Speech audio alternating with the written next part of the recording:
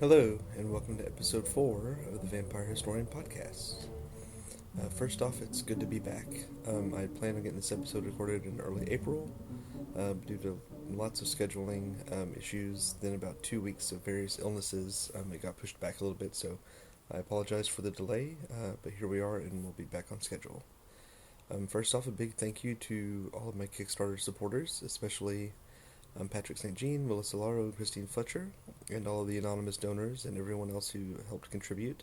We made our goal, and this podcast episode is the first to use our new recording equipment. And also a lot of the new resources. I was able to get about 13 new books to use for research, and most of those have arrived. So thanks to everyone who donated. It's very much appreciated. Now, since this podcast is a little bit late, I have a few special things for you this week. And the main one is a big announcement that you are the first to hear. This has not been publicly announced yet. Hopefully, it will be in a few days. But this fall, on Halloween, I will be hosting a vampire symposium at the college where I work. The symposium will be called There Are Such Things, the Vampire Studies Symposium 2015. And the symposium will be a one-day conference featuring 5 lectures from professors all across Texas. The keynote speaker will be Dr. Gordon Melton, who was the subject of episode 2 of this podcast, in a recent article that I had published at vamped.org. If you have not seen that, you can go check that out. More information about the conference will be available very soon at this website, www.nctc.edu. That's for North Central Texas College, NCTC/Vampire Symposium. The website is not up as of today, but should be there hopefully on Monday or so. So be sure to check that out. Registration will start June 1st. Be sure to register early because seating will be limited for this conference. And I look forward to seeing many of you there. So, for episode 4, I was originally going to focus on Eastern European superstitions that are specific to Good Friday and Easter, since that was about the time I was going to post this. But with the delays, we're going to save that for a later episode. But today I do want to talk about a few other things that are April and May related that I think are quite interesting. There will be lots of podcast episodes to follow about various superstitions from the Carpathian region in Romania. As we kind of see in Dracula when Jonathan Harker says in chapter 1, quote, "I read that every known superstition in the world is gathered into the horseshoe of the Carpathians, as if it were the center of some sort of imaginative whirlpool." When you look at vampire lore in the region, it's very easy to see how this statement from Harker rings true. There are so many superstitions in the area, especially related to religion and supernatural beings. Most of Eastern Europe falls under the Eastern Orthodox Church, which in general is a little bit more mystical in its theology than the Roman Catholic Church. And this is a subject that I plan to get into in depth in future episodes. But there are superstitions regarding baptisms, weddings, funerals, feast days, and much, much more. And interestingly enough, most of our sources on these ideas come from those who traveled to the area at some point, as opposed to those who were actually living there. One of these authors is Emily Gerard, who was a British woman married to an Austrian military officer. She spent 2 years living in Transylvania in the 1880s. And first she published an article called Transylvanian Superstitions, which we know is one of Stoker's sources, and then also a book called The Land Beyond the Forest.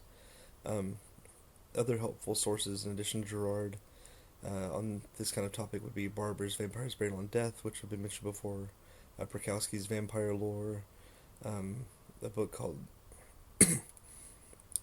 Vampires of the Carpathians by Bogtierov, and the Vampire Casebook, edited by Alan Dundes, and of course any of the works of Montague Summers and many other authors. To quote Gerard, though the Greek Church, to which the Romanians exclusively belong, has an abnormal number of feast days. I've always liked that quote, an abnormal number of feast days.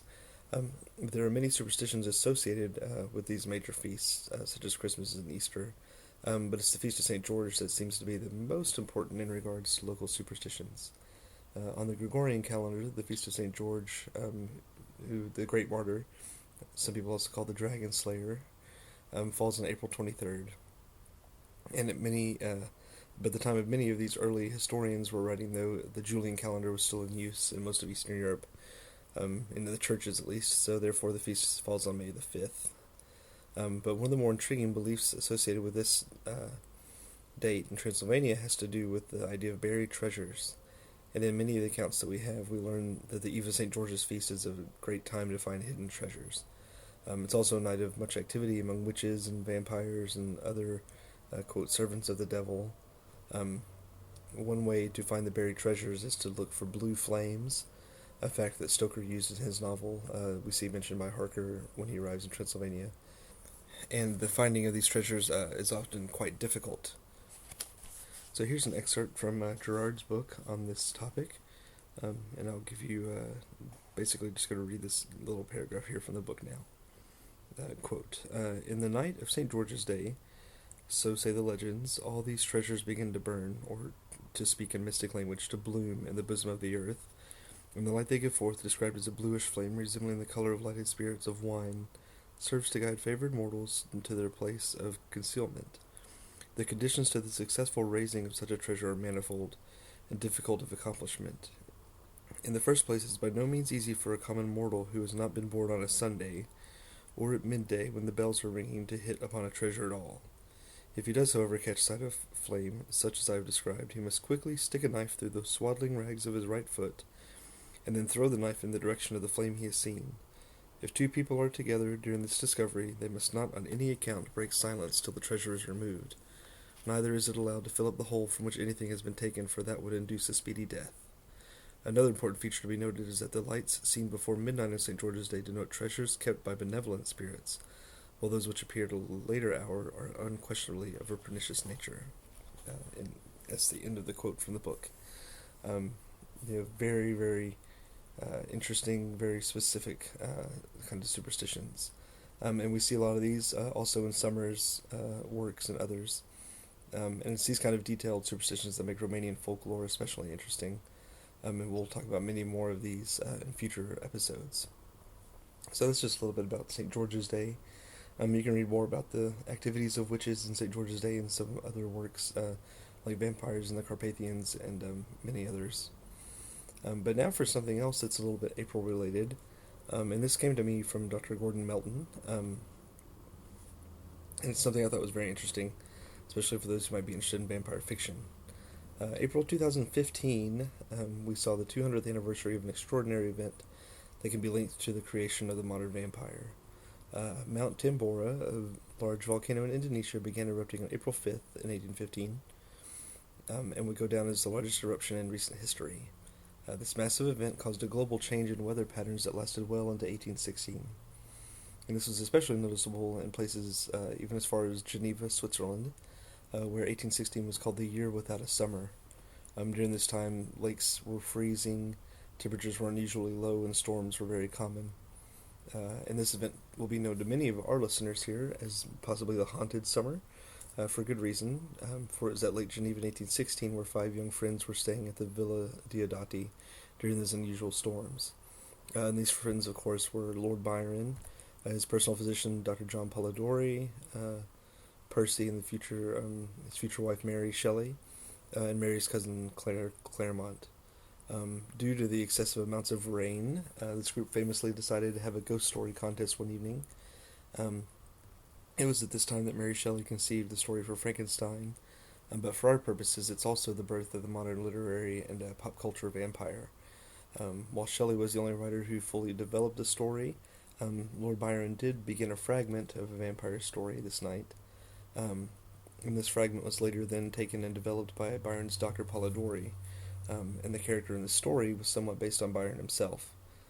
Polidori published his work in 1819 under the name The Vampire, and although authorship was very often attributed to Byron himself as opposed to Polidori. But the character of the vampire, Lord Ruthven, is often linked directly to Byron and represents the beginning of the romantic vampire in English literature. Polidori's work was followed by the penny dreadful Varney the Vampire, Sheridan Le Fanu's Carmilla, and of course Bram Stoker's Dracula. But the original idea of the romantic vampire story can be linked to that fateful night in the summer of 1816 at Lake Geneva, and to the largest volcano eruption ever witnessed a year before in Indonesia. Well, that does it for this special episode. Get you two different kinds of stories this time. And don't forget about the conference coming up. Again, the website will be www.nctc.edu/vampire symposium. Um, so be sure to check that out and check for links on the blog and other places, Facebook and things. Information on any of the books or sources mentioned in this episode can be found at thevampirehistorian.com. You can also follow me on Twitter or Tumblr at Vamp Historian, or on Facebook and Instagram at The Vampire Historian. If you have any questions, comments, suggestions for future episodes, you can always send me an email to thevampirehistorian@gmail.com. And thanks for listening, and be sure to check back next Friday for another episode.